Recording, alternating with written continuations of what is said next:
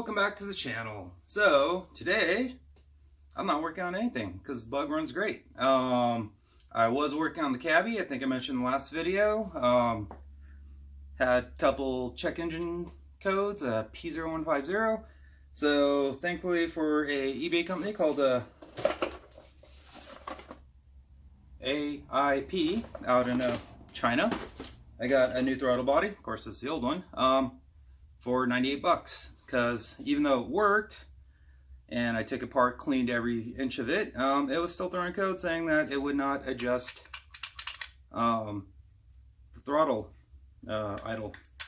As you see, it moves that much on its own. You hear the little electric motor in there, but yep, had a code for that. And then I noticed on the scanner that was running a little rich, and this MAF here, or at least this little part of it, is 300 bucks through a lot of the major auto parts stores. So I had a can of this stuff, trying to clean it, and the straw nipped that little circuit board in there and cracked in half. Barely touched it with the cheap plastic straw. Now I'm getting a code for MAF sensor too low. Once again, same company, also made in China. The board looked a little different, kind of hesitant. But for $48 instead of $300, why not? So threw the two parts on there. Sure enough, the code's cleared and it passed smog amazingly fast. Now that is a VR6 swapped into a 95 Cabby, and out here in California, you gotta jump through hoops to get it bar certified. And a lot of smog places out here don't like doing motor swap smogs because they're scared they're going to get fined. So I had to find a place to do it, and it was real easy. He scanned the paperwork with his little scanner gun, scanned the door frame that has the bar sticker on it, hooked up the tailpipe sniffer, passed smog. Yay! Done with that one. I did go tool shopping. I got myself a nice new air ratchet because these things are dirt cheap because everyone's buying electric, and even got the little swivel. Harbor Freight Special, not sponsored, but so far so good. It's a lot faster than the little one that I've been using. This is a 3/8 quarter drive. This is 3/8, and yeah, this is good for little bolts, but I want something bigger and a little faster. And for 20 bucks, not a bad deal. Remember, with air tools, you gotta add, oil, or it'll dry up and seize and not work. I would like to get electric like all the other big YouTubers, but if I had 300 bucks, I'd buy something for the buck. What else is new? So Cabby passed smog. This thing still drives. I decided to take it off listing, keep it, abandon the 78 Rabbit wide body project until I get a lot more funding or something, or just sell that shell off because it is literally just a rolling shell. No motor, no trans, no interior, no wiring, no gas tank, no hood. It just has the flares and the front lip for it. And out here in California, I can register as a diesel because that's what it used to be. But if I get caught with a gas motor in there and to spend all the time to do whatever craziness I was going to do, I'd get refereed, and the car would no longer, be street legal, and they would want to see it go all the way back to stock. So with the buggy here, pre-75, the only thing I have to worry about is how loud it gets. Nothing really says I can't swap motors in pre-75 earlier, hence why you have your hot rods. Since it's a 79, there is a loophole, but you would have to make the car completely stock, get it registered as a historical vehicle, which also has to get refereed.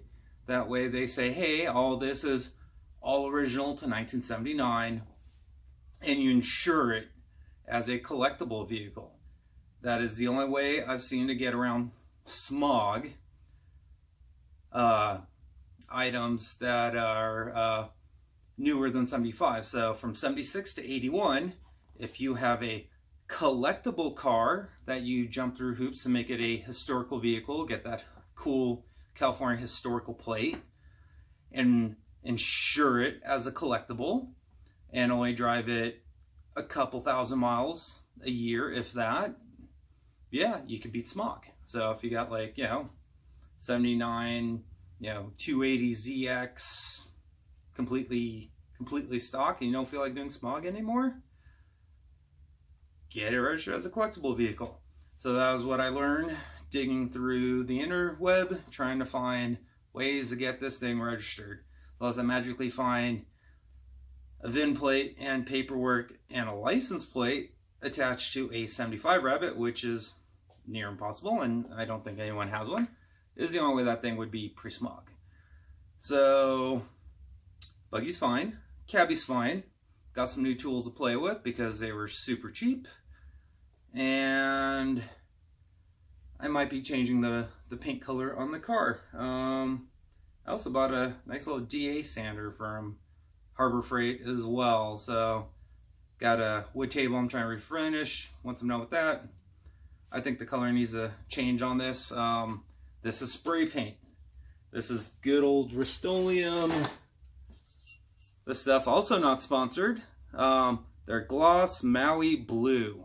That is what I painted this thing 4, 5, 6 years ago. Shit, didn't even go through all the cans, still got a couple. This is spray paint, and I wax it. You paint fast, you paint wet, you shouldn't get the tiger stripes. Paint in sections, one fender at the time, the hood, stuff like that, and it won't be bad. Or you can buy a big gallon of it, thin it out, use a spray gun, and wet sand the piss out of it. I sprayed it, it's thin, but 5+ years.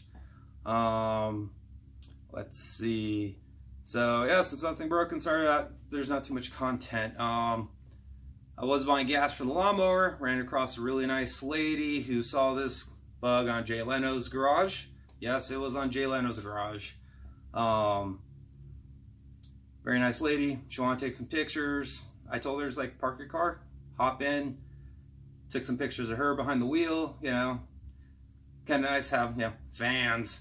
And she said she has a kid with a wrecked S2000 that he is going to try to put a bug body over that.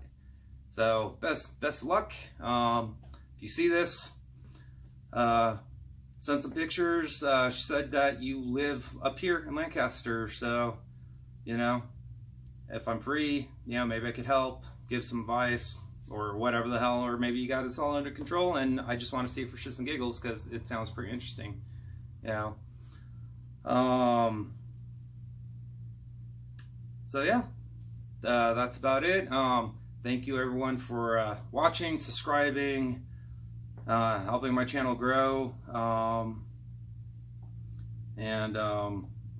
else? I think your name was Steve. You had the convertible RX-7 running on Megasquirt. I'm a little curious about how that whole setup works. The online stuff is a little vague. I remember way back in the day I tried digging with it and everyone had their own version of the software, and it was kind of wonky, especially since you had to run a Ford EDMF or whatever. You got to run the Ford ignition module, and if you didn't run it, fried one of the transducers all the time.